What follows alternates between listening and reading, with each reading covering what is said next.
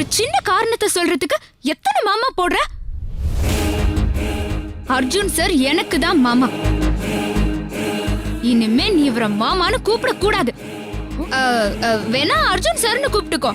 வேண்டாம் ரோஜா, நீ அர்ஜுன் சார்னு சொல்லும் போது அதுல ஒரு அழகு இருக்க, பாசம் இருக்க. அந்த மாதிரி யாருக்கும் வராது. சார், அப்போ அனு உங்களை எப்படிதான் சார் கூப்பிடுறது? நான் மாமான்னு தான் கூப்பிடுவேன். அர்ஜுன் மாமா ஏன் மாமா? சார், கோவம் வரலன்னு சொன்னல, இப்ப வருது சார். ஹே, அர்ஜுன் சார் மறுபடியும் நீ மாமான்னு சொல்லு. மாமா மாமா மாமா.